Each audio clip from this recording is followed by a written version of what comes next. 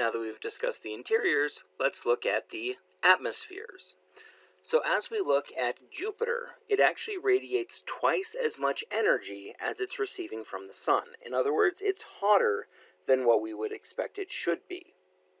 In this case, we think that that extra heat is actually being caused as Jupiter is still collapsing under its own gravity. So if you remember back, as things shrink, they naturally heat up. So even if Jupiter shrinks by as little as 1 or 2 centimeters a year, that is going to be enough to generate the heat that we see it giving off. So in some ways, you can kind of think that Jupiter may not actually be done forming yet if it is still contracting. Saturn is about a quarter as hot. It gives off about 25% more energy than what it receives from the Sun. So again, it is slightly hotter. Not as hot as Jupiter, but slightly hotter than what we would expect. In this case, it is likely caused by the heat of condensation.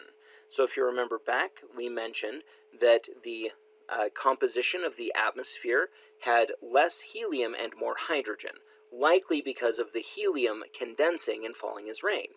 Well, as any material goes from a gas into a liquid, it releases some of that energy into the surrounding environment, and so because of that, as the helium goes from gas to liquid, it heats up the atmosphere, causing Saturn to be slightly warmer than what we would expect. As we look at Jupiter, we actually see that it has a banded structure. So we have these white and dark colored bands. The white regions are referred to as zones. The dark colored regions are referred to as belts. As we look in the infrared, we can actually see that the zones are dark in color, meaning that they're not giving off infrared light, whereas the belts are bright, meaning that they are giving off infrared light. So this is telling us something about temperature. The belts are warmer than the zones. So this suggests that the belts are actually a deeper layer than the zones. Remember, the deeper we go, the hotter it becomes. As we look at Jupiter and Saturn, they have the fastest winds of any objects in the solar system. Jupiter's winds exceed 500 kilometers per second. Notice that is second, not hour. So this is like going from here to St. George in a second. Saturn's can gust up to 1,800 kilometers per second, although normally they're closer to 1,300 kilometers per second. Still incredibly fast. Now, with both Jupiter and Saturn, because of the temperature and pressure changes that they experience, we actually see different cloud layers. There are different types of clouds through the interior. The very highest layer of clouds that we see are made of ammonia, and these are reddish clouds. Below this layer of ammonia, the next cloud layer to form is of ammonium hydrosulfide, which is the white cloud layer. And then below that, the last cloud layer that we see is actually made of water vapor. Now, you've probably noticed that water vapor clouds on the Earth are white, and that's actually true for all of these different types of clouds. All of these clouds should actually be whitish in color. So what this is telling us is that there is something else mixed in with the clouds. So the ammonia has something else mixed in, making it red, and the water clouds have something mixed in, making them brownish. Now, exactly what that is hasn't yet been determined. Now, Jupiter's cloud layers are more compact than what we see for Saturn. Saturn has the exact same cloud layers, but Jupiter's are more compact. This is because of gravity. Remember, Jupiter has the strongest gravity of any object, any planet in the solar system. So that really compresses everything. So we have these very rapid changes of the cloud layers. Saturn, having less mass and less gravity, means that the cloud layers are thicker and more spread out, and also occur deeper within the planet. Now, to help us get a better understanding of Jupiter's atmosphere, we sent the Galileo orbiter crashing into Jupiter at the end of its life. So the Galileo orbiter orbited around Jupiter in the mid-2000s, taking measurements, observing its overall nature, and then at the end of its life we actually sent it into Jupiter. As it fell, it actually detected the signatures of lightning, which is kind of fun. where it fell through, I shouldn't say where it landed. Where it fell through, it also detected stronger winds than what we see with the cloud layers, and it also detected a surprising amount of the noble gases. So the noble gases are the ones that are on the far right of the periodic table. Okay, so these are the things like helium, neon, argon, those things. Okay, now this could actually have just been a fluke that, for whatever reason, as it fell through, it happened to fall through a pocket that coincidentally had a higher amount of these things, or it could actually be that there are more noble gases in Jupiter than we expect. But one measurement doesn't give us enough data to actually know what's going on. Now, over several years, we have had constant surveillance of the Great Red Spot. I know that for me at least, when I think of Jupiter, I always think of the Great Red Spot. So we've had it under near constant surveillance for somewhere around 40 years, although we do have records of it going back as far as 300, maybe even 400 years.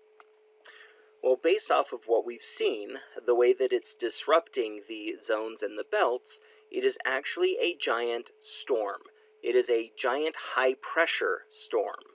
So think of something similar to a hurricane or tornado. Now, technically, hurricane and tornadoes on the Earth are low-pressure storms, but it's close enough for what we're dealing with on this level. Now, as we have been studying the Great Red Spot, we've seen that it can change size as well as color. So it can grow and shrink, and then also we see some color changes. At its very smallest, it is about the size of the Earth. At its largest, it's 3 times the size of the Earth. And we've seen it change color, so normally it's this kind of rusty red. We've seen it transition to more pink, as well as kind of a muddy brown color, as it's drawing material up from deeper in the atmosphere. Currently, it is on a shrinking trend, and it's actually the smallest that we've ever seen, leading some people to suggest that it may actually be dissipating, which would make me sad. I could no longer think of Jupiter as the planet with the Great Red Spot. As we look at Saturn, we see Saturn also has zones and belts, similar to what we saw with Jupiter, and we also do see storms on Saturn. However, the storms that we see on Saturn do not last anywhere as long as the Great Red Spot. They'll last for a couple of weeks to a few months before dissipating and disappearing. Now, based off of orbiting spacecraft, we've actually detected the signatures of lightning coming from these storms, meaning that these are similar to the thunderstorms that we get here on the Earth. As we were looking at Uranus, we were hoping that during flyby missions, that we would actually start to see zones and belts and so on, like what we see for Jupiter and Saturn. Remember, Uranus is really far away, so it's really hard to see, so when we look at it from the Earth, it appears almost completely featureless. So we were hoping with the Voyager flybys, we'd actually be able to see some bands and zones and storms and something interesting going on. Well, this is actually one of the pictures we got from the Voyager flybys. As far as we can see with our eyes, there is nothing going on.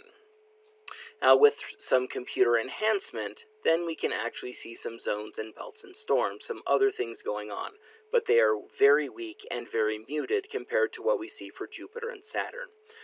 Something else to note is that Uranus actually has the exact temperature we expect if it is only being heated by the sun, which likely helps explain why these storms, zones, and belts are so muted. As we look at Neptune, Neptune has a similar appearance to Uranus in that it is bluish, except it does have zones and belts and storms and stuff. So it's kind of a mix between Uranus and Jupiter. So the atmosphere of Neptune does resemble Jupiter with these zones and belts, and at the time of the Voyager flyby, we even have a great dark spot on this that we can see. So for a long time, whenever I would think of Neptune, I'd always think of it as a mini blue Jupiter. Unfortunately, in more recent photos, it appears that the great dark spot has actually dissipated. It was an intermittent storm, it's no longer there, which does make me a little bit sad.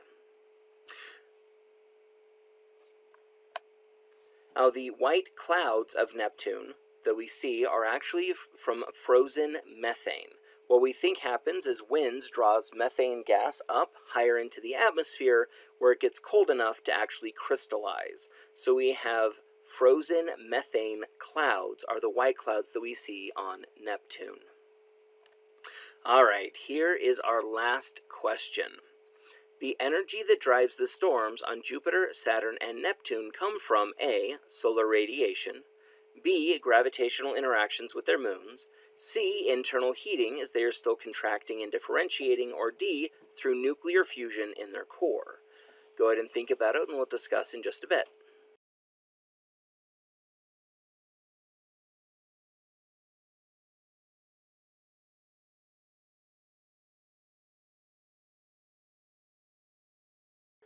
Alright, so when you're thinking back to Jupiter and Saturn, both of these are caused through the internal heat is from contraction as Jupiter is still shrinking, or differentiation as that helium is falling out of the upper atmosphere. Now, I didn't mention this, but Neptune is also hotter than what we expect, and it's probably for some similar reason, although we haven't exactly pinned it down. So the correct answer is C.